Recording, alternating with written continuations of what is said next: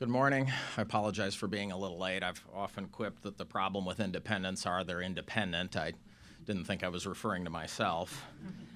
My name is Greg Orman. I'm running for governor from the great state of Kansas. I actually came by my political leanings honestly. My maternal grandfather was Hubert Humphrey's top aide for 25 years. In fact, held the Bible when Humphrey was inaugurated vice president. My mother, his daughter, was a member of the nurses union and by virtue of her lineage, a lifelong Democrat.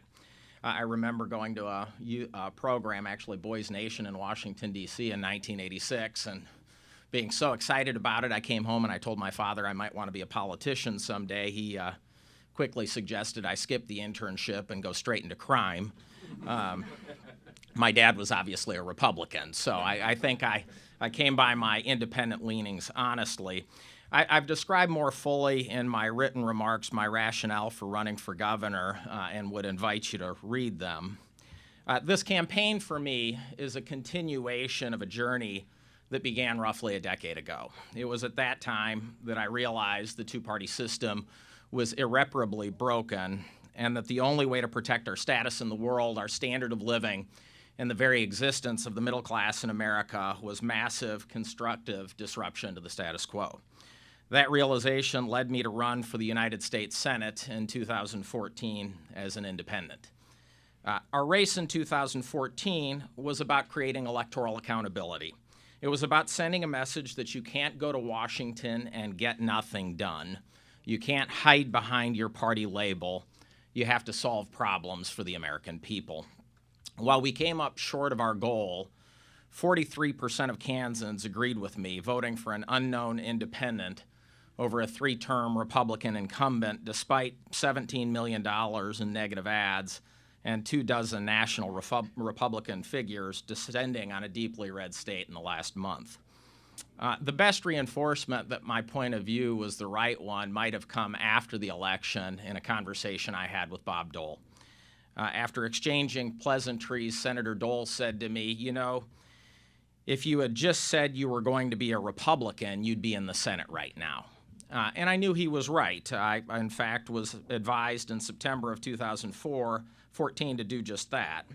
I responded to Senator Dole, however, by saying, I know that, but would I be getting anything done? He thought about it for a moment, and a little sadness came over him before he said, no, you wouldn't.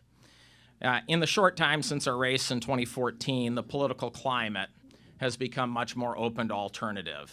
Just look at the unconventional choices that voters gravitated to in 2016.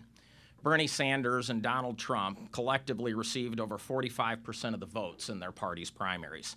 It was by every measure a revolt against the Washington establishment. In 2016, I described this revolt by the American people as the logical result of a pampered political class that ignores festering national problems while putting its own interests ahead of the nation's. That underscores a larger dynamic at work within partisanship today.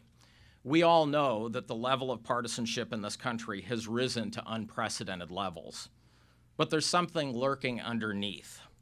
49% of Republicans and 52% of Democrats think we need a third party. Think about that for a second.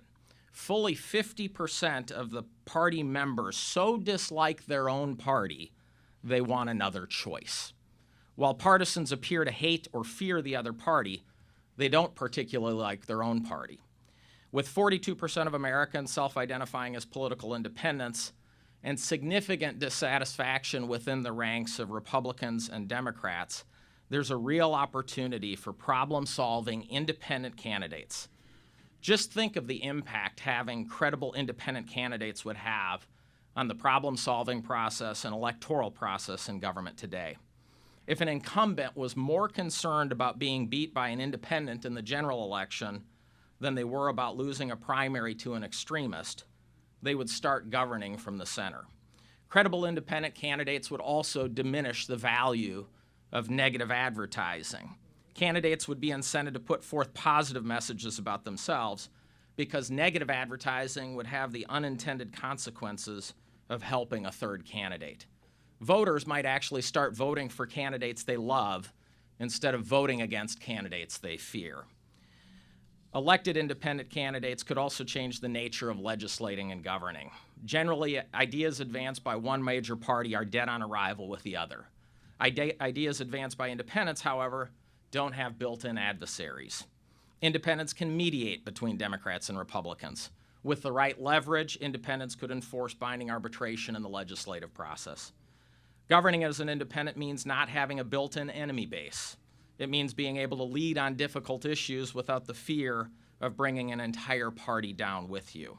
I don't think we fully understand all the benefits of having credible independents in our process, but it's clear to me that independents are an essential ingredient in the problem-solving process.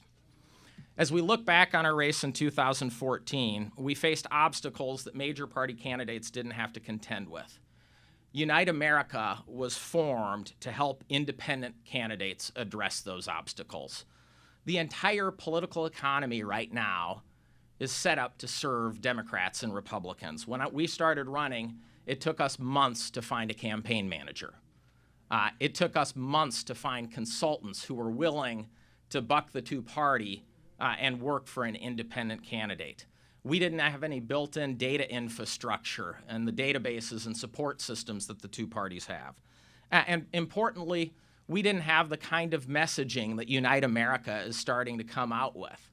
When I told people I was an independent, if they were a Democrat, they heard Republican. If they were a Republican, they heard Democrat. Unite America is trying to help voters understand what it genuinely means to be an independent.